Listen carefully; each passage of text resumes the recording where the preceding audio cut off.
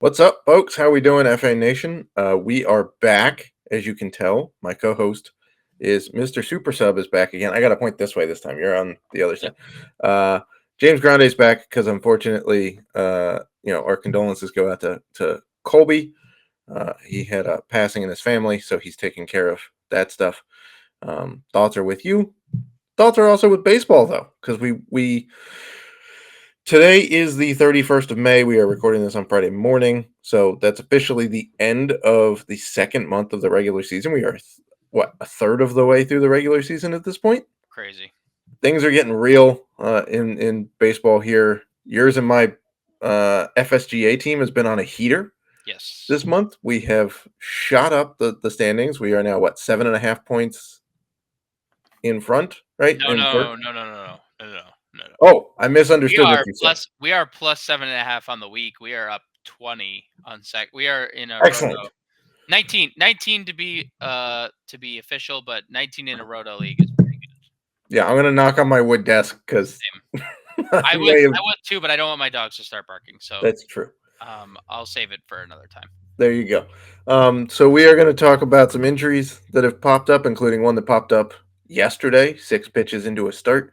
We're going to talk about some guys coming back, and we're going to do a little bit of patience or panic, but only for the month of May. This is not going to take into account April stats. This is only going to take into account May. And then we're going to do some waiver wire pickups and some streaming options. So with that, first of all, you doing okay there, Grande? Yeah, doing great. Got a nice walk in like 7 o'clock in the morning. It was a little crisp down here in the south, which, you can't really say that in May very often, but it was a little chilly. I had to wear long sleeves. So, Oh boy. yeah, it was a good morning, so I'm ready to go, fired up to be here. And also want to send my condolences to Colby. We're thinking about you today, brother. Yeah. Another guy who may not go for a walk this morning is Zac Gallen. That is correct. No walk for Zac Gallen this morning. Yeah.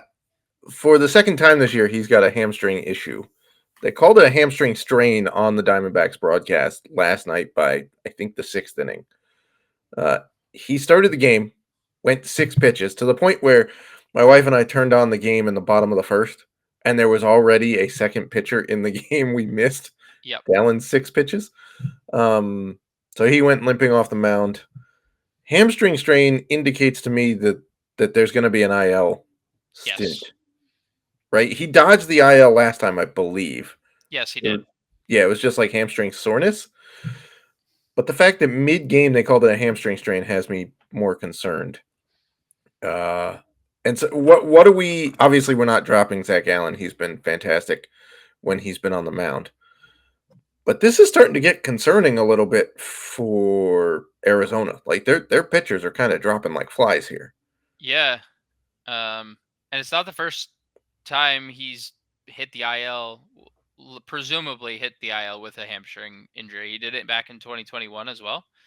And although he said after the game that this one felt different than the one he had earlier in this year, it's still obviously there's something going on because we've seen it in a couple different sports that the same guys continuously have hamstring injuries. I point to Christian Watson of the Green Bay Packers. He's seeked out external help to address nagging hamstring issues, which you couldn't do back in the day. Now with the way medicine's working, so it'll definitely be interesting to see how it's handled because once you start talking about a reoccurring hamstring injury, that's definitely a red flag. Because that's not something you do see stuff like this, like hamstring groin re-aggravated when players try to come back too early, but never long stretches in between where it's it's just a simple re-aggravation. No, there's probably something else there within the hamstring. So it's definitely gonna, again, we don't have definitive will he hit the IL. All indications are he's going to. We're less than 12 hours from when it happened, but right. They have a few days because he obviously just pitched Thursday night. Right. so they could let the rotation play out and some off days before they have to make a decision, and then they can Yes. make it retroactive. But this one is slightly more concerning because it was, I believe, on his drive leg. I think it's his drive hamstring. It's the right hamstring. So yeah. Yeah. So that one they're going to want to make sure he's good to go because obviously the drive leg on a pitcher is where all that power and Yep. whatnot comes from. So that's something we're going to want to watch. And then on the other coast, you and I were talking about this a little bit before the pod that this may have come at a reasonably good. Not that there's ever a good time for an injury to a No. pitcher, No. but it's going to relieve some potential rotation clog that the Yankees actually have for once. Clarke Schmidt has been now. It's not out for 4 to 6 weeks. He's been shut down for 4 to 6 weeks, Yes. This is a long. This is going to be a long one. which is, as Colby and I have pointed out before, this is a big distinction with pitchers, right? Out 4 to 6 weeks is okay. You can get them back in mid-July, basically right after the All-Star break. Yep. Shut down for 4 to 6 weeks means at that point he then has to build back up. Yep. Yep. So this isn't looking. It's looking like he may be out till August. Yeah. I mean, there is no indication on when we're going to see Clarke Schmidt again. And Yep. at that point, it's like he's essentially, if you have luckily not like one, he's basically droppable in all formats. Like you have no reason to keep Clarke Schmidt at this point in your fantasy rosters unless you have unlimited IL spots and it doesn't impact anything. And unless you are the healthiest fantasy baseball roster in the world and you've just dodged every other injury like Neo from the Matrix at this point, which it's Congrats just to you at that point. yeah, congrats to you because like even the team Selz and I have for FSGA doing well. We are littered. We've been littered with injuries the whole year. So like Yes. even those teams that are having success there's just injuries everywhere. So it's unfortunate because he's one of four Yankee pitchers breaking out at the same time this year.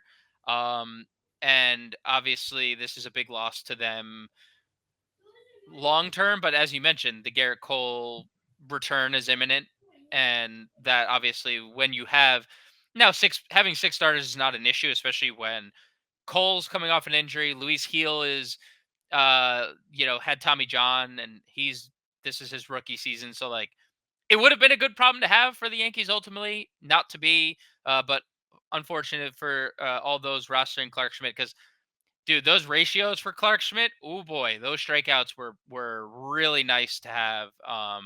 So it's definitely a tough loss. Definitely going to need to replace him immediately. Yeah, if you're in a dynasty, though, I would still keep him if Sure. possible, Yes, unless for you sure. don't have IR spots or IL spots in your dynasty league, which you should, by I the mean, way. I'm probably still keep. Probably still keep. From what we've seen this year from Clarke Schmidt, like, I mean, he is their top pitching prospect and dude, has I mean, been for like 2 years. So with how like deep dynasty rosters are, I'm doing whatever I can to hold on to Clarke Schmidt at this point because yeah, from the leap that we've seen, and he had obvious strikeout appeal last year, but he just couldn't get lefties out. And correct.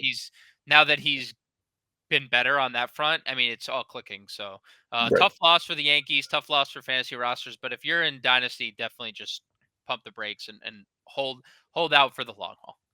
Yep, precisely. We'll talk about his replacement a little later on because I may or may not have put him as either a waiver wire pickup or a streaming option. Um, Heading to a team that seems to be rebounding a little bit in the Houston Astros. They've gone from last place in the AL West to third place in the AL West. Congrats to you in a division that has one team above 500 right now. Um, And they can't hit. And that and one they team can't can't hit. hit. That one team can't hit. Um, and as I'm pretty sure Colby and I talked about Alex Bregman and panic or patience last week.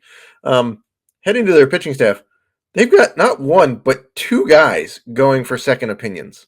Yes. Yeah. In Jose Urquidy and Christian Javier. And normally, when you're going for second opinions, it's not good news, right? No. You're trying to back your way into a lesser diagnosis. But it usually doesn't work out that way. So it's if you've got these guys, I understand they didn't get off to the best of starts this year, but pitching is pretty thin, and so this can't be good news if you have them. No, I can't imagine how rostered Urquidy was. Maybe people were starting to look at the waiver wire because he was nearing the return. Yeah, Um, Obviously, when you're out with the forearm and then you come back and immediately re-aggravate it, that is terrible news. correct. There's clearly going to be the second opinion is can't imagine it's going to be very positive. Um, so he's if you did go out and like pick him up as like in like really deep formats or AL only formats, he's just get rid of him. I would say on the Javier front, you're more likely to keep him. Obviously, the news is bleak because you mentioned the second opinion Right. thing is just bad news in general. But and this is the second time this year that this is flared up. So you're keeping him until we get something more definitive on the Javier front. But obviously, things don't look great there because he hasn't really been all that good to begin with. There's now been multiple injuries attached to him, the same injury. So um, keep him for now. It doesn't hurt you. He's going to be on an IL spot, but obviously you got to stay hip to the news because things could get pretty bad pretty fast for him. Yeah, Javier clearly has the better fantasy upside Yes, of the two. for sure. So I would start mining Houston's pitching ranks to see just where they're going to fill in. And those of you who picked up Arrighetti might get a little bit longer run with Yeah. him Yep. than you may have thought. Whether that's good or not, we'll have to find out because who knows. Hopefully the returns are better than Hunter Brown. Let's Well, that's I mean That's a fairly low bar, but yes. the bar is very low there. Okay, but nothing's gone right for because Justin Verlander came back and gave up, I think, the most home runs in a two-start stretch he's ever given up. Sure, but he's like twice both of our age, so like Well, no, I'm actually reasonably close to his age, to be honest. listen, I was listen, the I audience feel younger than he probably does. Let's put it yes, that way. that's probably true. Most of my body parts probably work better than his, but I also haven't been an elite athlete for 20 years, so we'll put it that way. Touche. Now we're kind of going back to New York, but across what is it? Burrow? Yeah, we're Burrows? going across the boroughs. I was trying to remember the bridge that connects. Nah, don't do that. Just go with Whatever. it. We're heading to Queens. We're headed to Queens. We're heading to Queens. Congrats to the Mets for dodging an injury with Pete Alonso, but their supposed And ace Lindor. of the, And Lindor. and Lindor.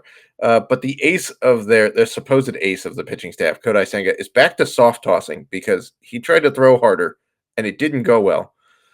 And now he's soft tossing again, according to SNY's Twitter account from 2 days ago, which got video of him just very lightly soft tossing in the outfield. He was out with what was described as normal shoulder soreness. Right. And now he's had to revert back to soft tossing instead of going to a rehab assignment. And we're 2 months into the season. And Mets fans are starting to panic about what exactly is going on because Garrett Cole, who was out with what we all thought was going to require Tommy John surgery, is like a rehab start. He's going on a rehab assignment. Kodai Senga is going backwards with what was declared normal soreness. What are we doing with Senga at this point? Doesn't this feel wasn't it Walker Bueller a couple years ago who like put off Tommy John for like a long period of time and then Yeah, he left to start in June of 2022 with what was described as normal soreness, although most of us pretty well knew he needed right, Tommy John, and then had Tommy John in November of 2022 and thus cost himself the entirety of the 2023 season right. and part of 2024. So like I'm not like saying that's what's happening here, but it sure feels somewhat similar because anytime we start I mean everyone knows, like, if you're starting to talk about a pitcher's arm, there's only a few things here. Like, we've seen in the past a few pitchers like Masahiro Tanaka elected to not get Tommy John, and he was good for the rest of his career, but he wasn't a frontline starter like he was previously. Garrett Cole's doing the same thing where he's elected to not go down the Tommy John route. We'll see how that goes. And Senga may not need it. There's also the other coin where it's like, well, he's talked about his rehab and how he hated it and treated it poorly and he regrets it and now is itching to come back. But like, is it that or is it more? Is it something that, you've put a lot of wear and tear on your arm already, despite, throwing every 6 days before getting to the major leagues? And that's With not a just, smaller, lighter ball too. yeah, I mean, that's not going to save your arm long term. So it's a very touchy subject, I would say, for Senga. It's like there's none, zero, zilch at all reason to rush him back because the Mets are probably going to be fighting with the Marlins for the worst team in the division and possibly in the NL. So like, even if he does start ramping up and his shoulder is fine and we're overreacting to like potential Tommy John, I'm just not sure like what the ceiling is here on a guy. It just feels like a lost 2024. And if you are, again, if you're in a spot where you don't need to drop them, where you have unlimited IL spots, you have what, then this doesn't really apply and it doesn't matter to you because you could just hold on and stash them until we have more definitive news. But if you are, and like, if there's a limit, if there's a cap to your IL spots, I mean, what are we doing holding on to him at this point if things are trending in the direction that they're trending? Correct. If you're in a redraft, I'm dropping him. Just count him as sunk cost at this Yep. point. Yep. Um, this is also, by the way, why I tend to avoid guys who are injured coming into the season unless they're absolute bona fide. Like you and I talked about when we were going to draft Garrett Cole during Yep. the Yep. draft. Yep. We could have taken him a couple of rounds before he did, but there were still some healthy guys who could have provide actual stats for us through the Yep. first 2 months. Um, Devin so Williams. We talked Devin Williams too. Like, yeah, it's like hard to. It's especially for someone like Cole or Senga who have arm issues, right? Like right, Devin Williams wasn't that. So like you feel more correct. comfortable drafting someone like that. But when you're talking arm injury and there's still no progress and And he's actually going backwards. we're turning the month to June, I mean, Yeah, it's curtains for that fantasy outlook on 2024, unfortunately. correct. If you're in a keeper or dynasty, I'm still keeping Senga because the upside is still there to be an Yep. SP2 when Agreed. he's healthy. Agreed. Maybe a low grade SP1. I mean, the second half of 2022 was he worked his way into like fifth in the NL Cy Young voting. So, Right. Right. um, if you want more injury updates, the Fantasy Alarm injury report is updated twice a week. Colby was on there yesterday updating guys.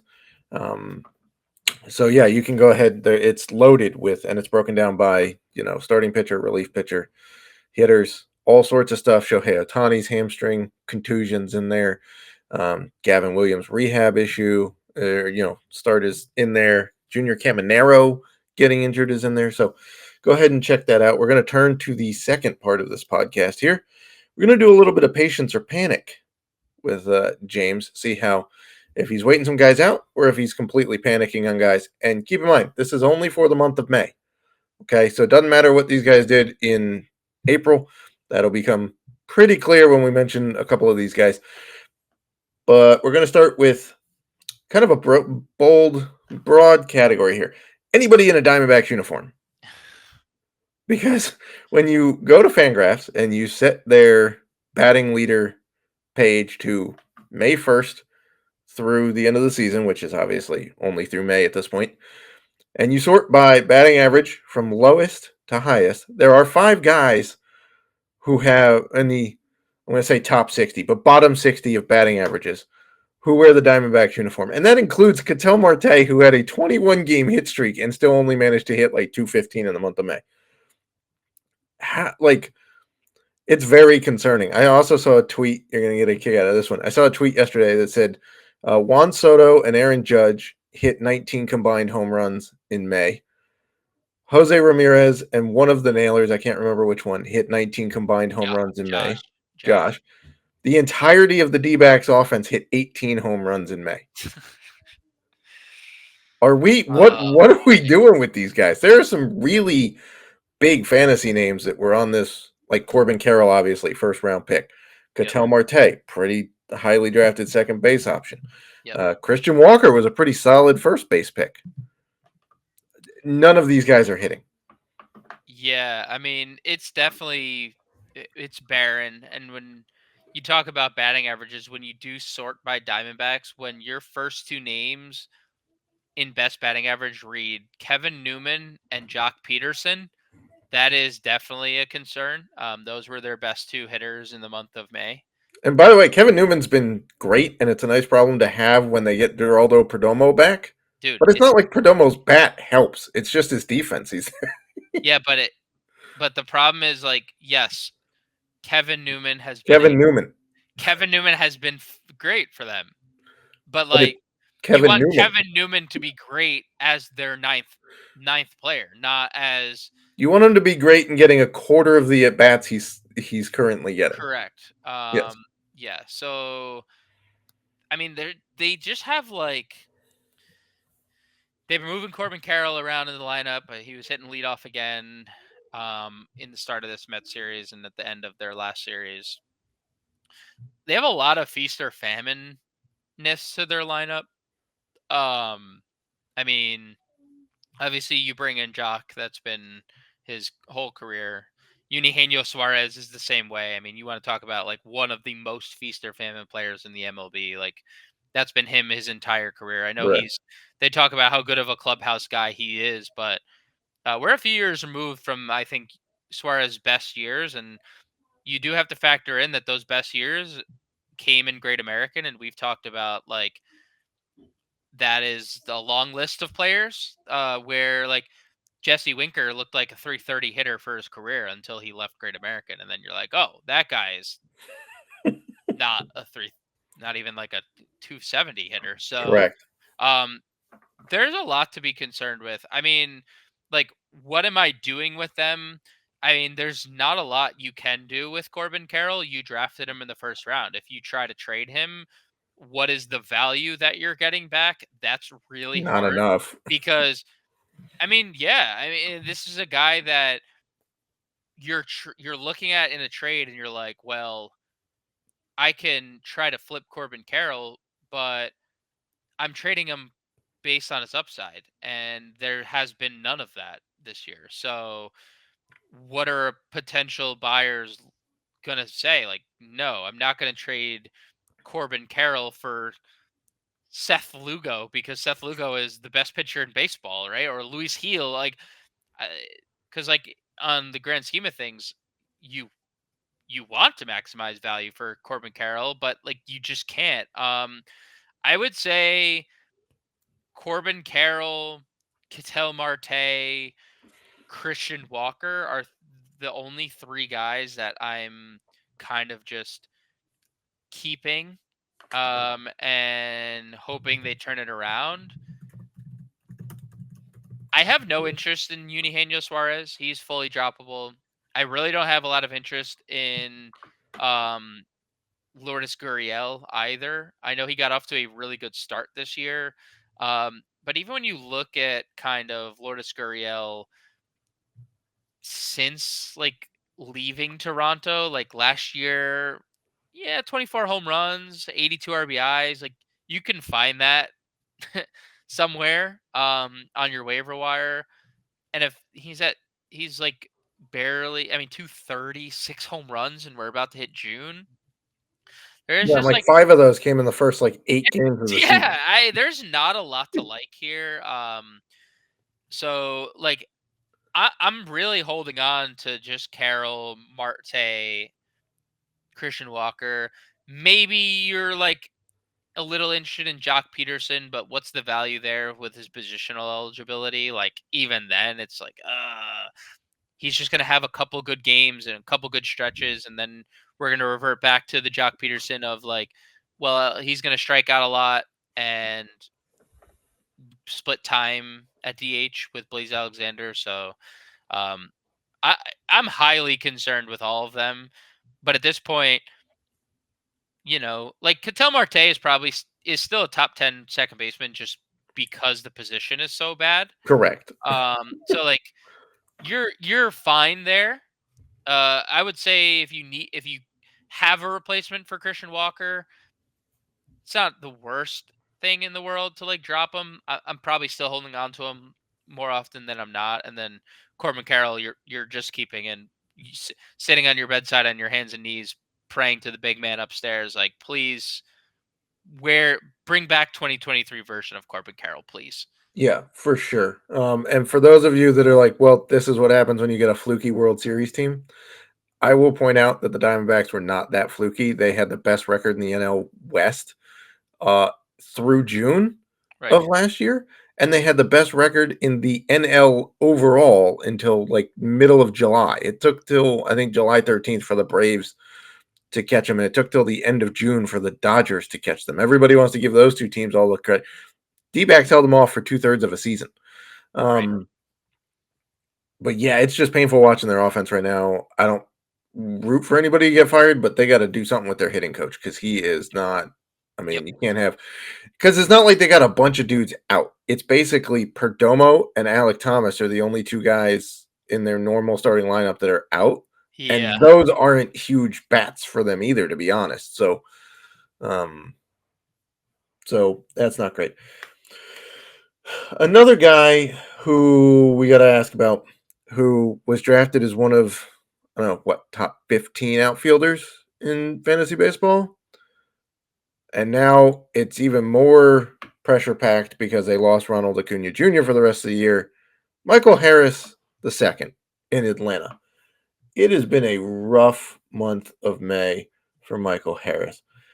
There's not, I mean, the strikeout rate still only 22%. Great. Nothing else is going right. He's hitting under 200 in the month. His OBP is under 250. He's got 2 homers and 3 steals and less than double-digit runs and RBIs. How concerned are we now that he also has to now be basically the face of the outfield for Atlanta offensively? I mean, we're definitely concerned. Dude, he just hits so many ground balls. It's just 50% plus ground ball rate for the second time in 3 years is like, I mean, like I know like there's 2020 upside, with Michael Harris, and that's great. But like, could you get a little more lift on the baseball? He has no power against left-handed pitching. Um, he was good against them last year, but What happened? what happened? Like he's all 5 home runs have come against righties this year. And you mentioned sub 200 average in May. Again, like it just in general. I mean, it's bad. The some of the expected numbers suggest that there's like some positive regression coming his way, but it's not enough to be like, there's this big breakout coming with Michael Harris. I mean, I'd say the two things you can hang your hat on if you're a Michael Harris owner.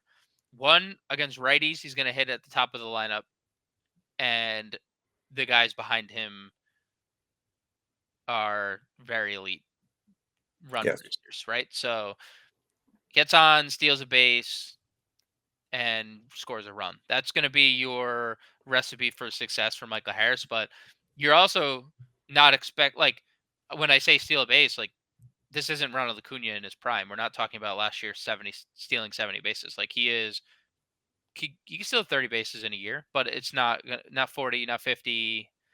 At least not from what we've seen. I don't think. Maybe he does eventually, but he can't get on that much. He's not going to be Right. stealing 40 to 50 bases. So um, I'm pretty concerned. I'm still being a little patient, but the patience is definitely running thin.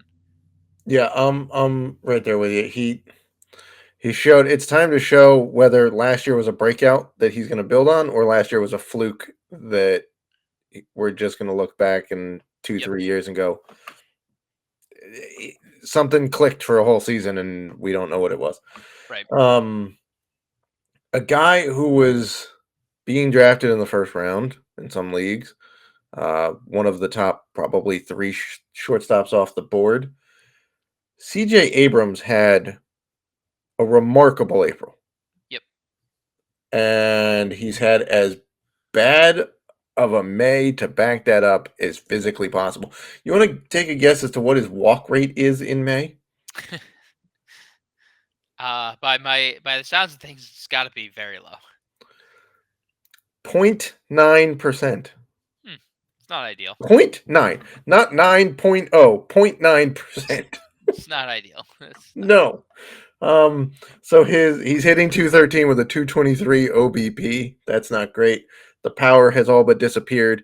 He's got 2 home runs, which if you drafted him for the power, I guess that's good news because that's twice as many steals as he has in the month. He's stolen 1 bag It's in brutal. May.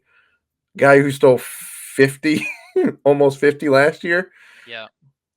It's not like Washington's offense has stunk. They've been pretty decent for most of the month. So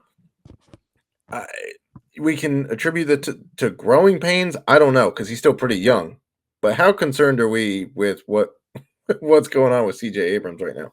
I mean, yeah, it's a stark difference from first month to second month, but I definitely think it helps getting Lane Thomas back in the lineup for them. A little more protection because you've mentioned like Washington hasn't been bad, and they are just year in year out like an annoying offense to get out.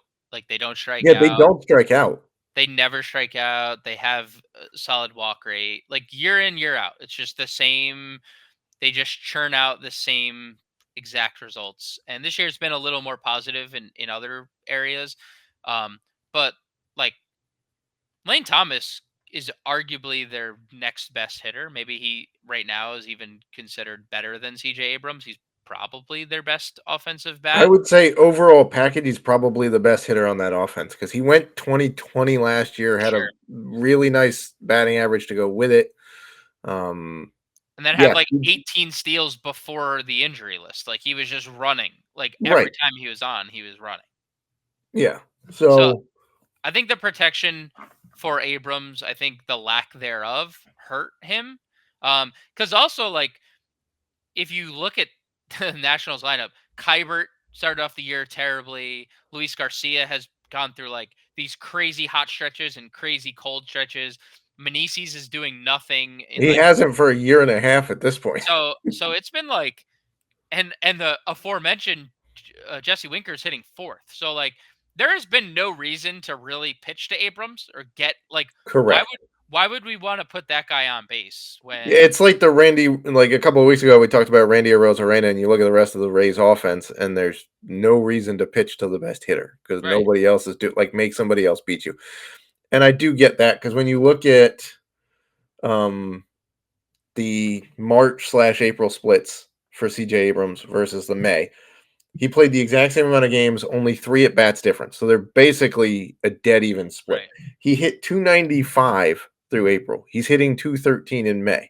Lane Thomas didn't play much of, if any, of May, yep right?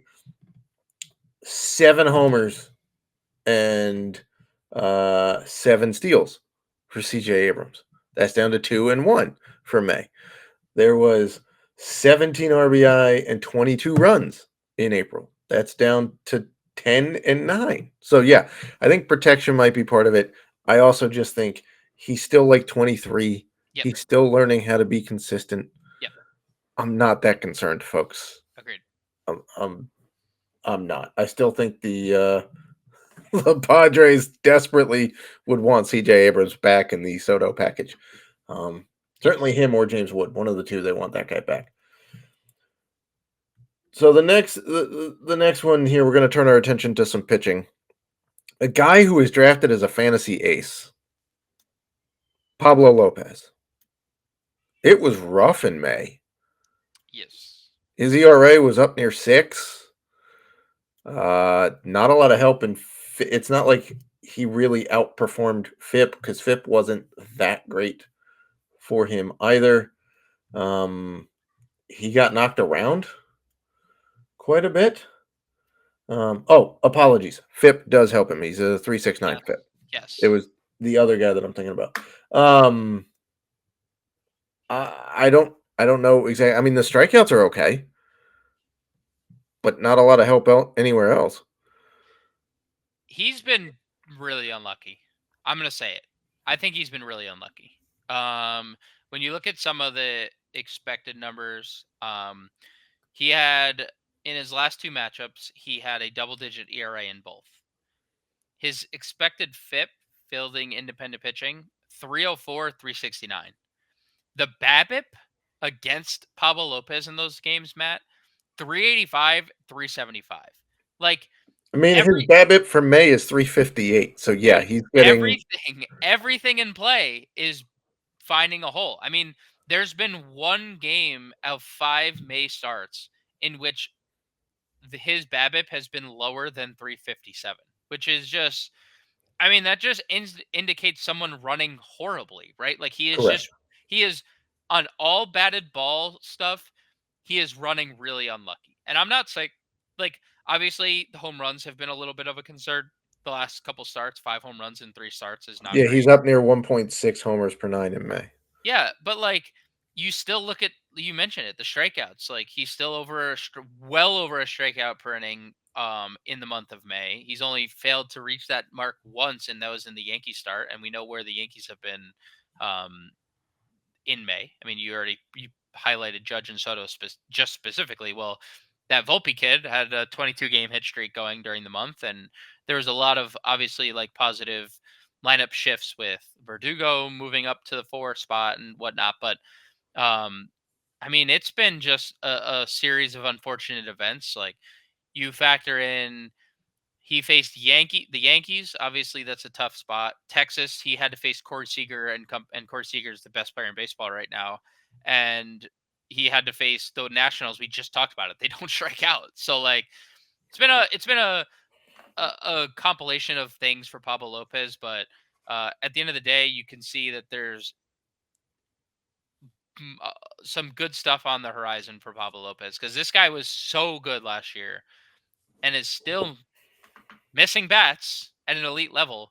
He's Uh, also not walking guys. He's yeah, got a .95 walk per nine in the month of May, which puts him. Uh, there's only 3 pitchers, qualified starters, with a it's sub 1 walks per nine. He's one of them, along with Chris Hale and another guy, and George Kirby, who doesn't walk anybody ever, no, like never, not ever. no. Joe Ryan is right there with him, his teammate in Minnesota. He's right there with him in terms of walks per nine. Um, the only difference is Joe Ryan's getting a little luckier, and his ERA is benefiting from that because Joe Right. Ryan's ERA is half of what Pablo Lopez's is Dude, in the month of May. that's just the way it happens sometimes, right? Like It's baseball. that's baseball. Yeah, so we're just gonna pass it off as a guy who's getting Patient, patient, unlucky. patient. Yo, honestly, great. Pablo Lopez is a great buy candidate for me. Correct. If Great, somebody great flipped buy. out because of a mid fives ERA from their ace, and you can sneak an offer in, that's fine because It's a he's great not buy going to low. be that bad. I mean, the this is where, like, we've talked a lot on this podcast about eye test versus like advanced metrics, and you can't use like one or the other solely. You have to kind of blend them. This is basically where that comes in, right? If you look at the surface numbers, he's been okay. But if you look at the advanced metrics and you look at his eye test and you go, man, teams are just putting balls exactly where they need to for nobody to catch them. That's going to turn around. You can't be that unlucky for an entire season. Dude, his like, I mean, his ERA is 2 runs higher than his expected ERA. 5.25. It's 3.26 expected. That's lower than what his ERA would have been last year. His Sierra is sub 3. His xFIP is 3.03. Like he is just getting more unlucky than maybe anyone else in this infield. Yeah, we talk about how good Luis Heel has been. Pablo Lopez in the month of May has a better expected FIP than Luis Heel. Dude, I mean, it's just, you know what? By, Pablo by a Lopez, smidge, but it's still slightly better. Um, Nobody's expected FIP is better than Chris Sale, by the way, who's having an unbelievable month of May. We're not panicking on that guy at all. 0.56 ERA to you, shout out, Fed. shout out to you and I. Shout out to you and I. Yeah, it turns out when you stay off the bike in Boston, you actually pitch pretty well. Um, Last guy we're going to bring up here for patience or panic. We mentioned one of his teammates in Seattle. It's not George Kirby. We're not panicked about that guy. How about Logan Gilbert? It's not been good for Logan Gilbert for a little bit now. You go back to his start against Houston, which we talked about. They're kind of awful. He went 8 innings, 8 shutout innings against Houston, gave up only 2 hits, got 6 strikeouts, which isn't great, but that started kind of the month of May question period. His strikeouts are down. The ERA is up considerably. He's getting hit more. He's walking more guys. Are we concerned about the co-ace in Seattle? Um, yeah, I mean, an 18% strikeout rate over an entire month is definitely pretty bad. Now, like, all the expected stuff suggests that he's fine. Although not elite though, because But his they're ERA not. in May was 4.66. His FIP is 4.05, and the expected FIP is 3.93, which is Yeah, still it's fine, but it's your it's for not the ace caliber. yeah, for the player, it's not. Right. Yeah. And like the win equity is always low on these Seattle pitchers too because they just can't score. Yeah. Like their offense, I mean, when J-Rod's having as bad a year as he's having, like that's just all you need to know about how poor their offense is. So, I mean, I he mean, hasn't won since he went 8 shutout innings against Houston on May 4th. yeah, it's I I am definitely a little bit concerned. I would say like I- I'm I'm nowhere close to dropping him. So like my panic meter there is, but I would definitely be shopping him, like shop because you can't have an ace with an 18% strikeout rate. Like that's just not gonna work and not Right. gonna win you. It's not gonna win you any leagues. So Correct. um, I would be shopping him. I'm not dropping him. I'm just monitoring his June because that's when I think things could maybe change on the drop front, just depending on okay, if he goes a second straight month sub 20 strikeout rate, then we're definitely concerned. Then there's probably something much larger that we being Seattle needs to look at. Correct. And one last thing here on Logan Gilbert. If you look at the start on May 4th against Houston, because we're kind of doing this as a cutoff when he went 8 shutout. Prior to that, he allowed 4 earned one time in 7 starts. He allowed 4 earned once. Everything else was 2 or fewer, and most of them are 1 or none. Since that start, he's allowed 8 earned, 3 earned, 3 earned, 1 earned, and 4 earned. It's pretty good. And it's not like it was a murderer's row of offenses. Sure, the Twins can get hot one game. Apparently, that was against Logan Gilbert. The Royals are not a murderer's row of offense. They put up 3 earned. The Yankees, okay, 3 earned against the Yankees, not terrible. Washington was the best start there, and then Houston's offense put up 4 Yeah. against them. So he's certainly a guy we're monitoring again. We're not dropping Logan Gilbert. There's no if you want to shop him and somebody wants to give you an over the moon offer for him, sure, Yep. go for it. Yep. Why not? Agreed. And then lastly, here we're going with our waiver wire and weekend streamers. I'll let you go first there on your waiver wire pickup, Grande. Yeah, I'm gonna go with Ezekiel Tovar. He's looked really good. He's moved into the top 10 fantasy shortstops this year. And I mean, 22 years old. We there was a lot of positive stuff coming from Tovar in the second half of last year, and that's kind of continued, especially on the power front. 155 ISO last year, up to 176 this year. 408 slug last year, 463 slug this year, and at the end of the day, like the strikeouts are definitely too high. But he gets the benefit of the doubt that he gets to play his home games in course. So Correct. he's not highly rostered in any ESPN format right now. So if you are looking for a top 10 shortstop with probably 2020 upside, I mean, he's only had 4 steals this year. He had 11 last year. Maybe I'll say like 2015 upside. Then I think Tovar, Grand gets to play his home games in cores is a solid pickup. Yeah, he was a favorite of mine when he was a prospect because if there's one position the Rockies can develop very, very well, it's Yeah. these multi-category shortstops. Yep.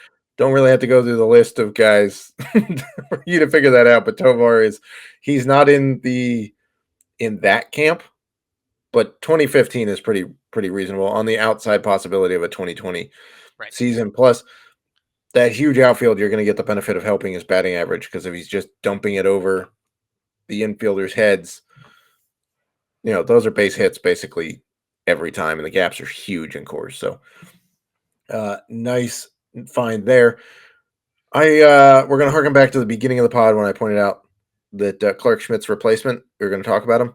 This is now. I'm doubling up on the waiver wire pickup and the streaming option. We're going Cody Poteet, who is supposed to start Saturday for the Yankees against the Giants. Look, he was great in his one start for the Yankees this year. 6 innings, 4 strikeouts. Uh, spread some hits around. Only gave up 1 earned. That's great. Quality start material. Better than quality start material, to be honest. And he's been great at AAA through 7 starts at AAA. He's got a better than 10 K per 9. His walk rate is under 3, which is pretty solid for a guy who's nothing more than a back end starter, generally speaking. The ERA is a touch higher than we'd like to see it, but it is, mid 3s in the FIP and XFIP. So I would go pick him up. Look, are you going to get elite numbers out of Cody Poteet? No. Can you get multiple quality starts out of Cody Poteet? Yeah. And as a guy who's basically free on the waiver wire and not rostered by almost anybody on Fantrax, that's perfectly fine. And the Yankees are going to need a replacement for Clarke Schmidt's spot until Garrett Cole gets back. So you're probably going to get a few, maybe 6, 7 starts out of him, depending on how long Cole's rehab start goes. So yeah, sure, take the shot on Poteet this weekend. The Giants, not the most favorable streaming matchup. They don't strike out a ton. They've been pretty decent against right-handed pitching in terms of hits. They don't really hit for power, though, to be honest, throughout that entire lineup. Their WRC plus is a tick above league average in the month of May against righties. But if you get a quality start out of them, you've got pretty decent win equity with the Yankees, given the offense they've got right now. So that's my pick. Who are you going with for a streamer? I'm going to go with Robert Gasser of the Milwaukee Brewers. Coming off his best start as a pro, he's now made 4 starts, but he went 6 scoreless against the Cubs last time out. So from one Chicago matchup to another, he faces the White Sox on Saturday. He's 11% rostered on FanDuel.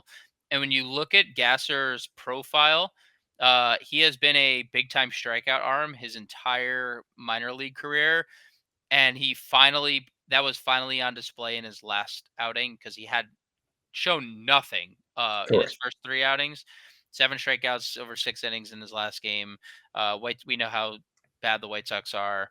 They have like the lowest qualified player second lowest qualified player of all time right now in Andrew Benintendi. So He's as like terrible. one of their left-handed bats in their lineup. So give me Robert Gasser, just again rostered in less than 15% of ESPN leagues.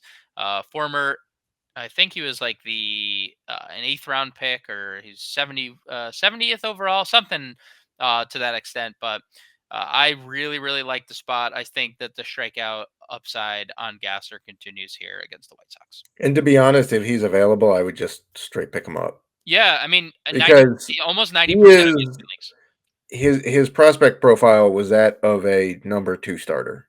Right. So He throws gas, just like his last name says he does. It does take a few starts for these minor leaguers to come up and figure out how to strike out major league hitters because you need more than 2 pitches to get out major league, which he has. He's got 4 quality pitches. But yeah, I don't see him. Look, the Brewers need pitching help, so Gasser's going to be up for a bit. So I would pick him up. And by the way, if you're thinking that, oh, the Cubs are way better and the White Sox, but no, they have the same record over the last 26 games, to be honest, which is surprising, but the Cubs have been terrible so far. That'll do it for us. So if you're looking for some streaming or waiver wire options, there's a couple of pitchers for you in Cody Poteet and Robert Gasser, with Gasser clearly being the higher upside guy. We are concerned about the entirety of the Arizona Diamondbacks roster at this point, given injuries and their woeful offense. Some other guys, look, we're going to have to wait them out. Okay.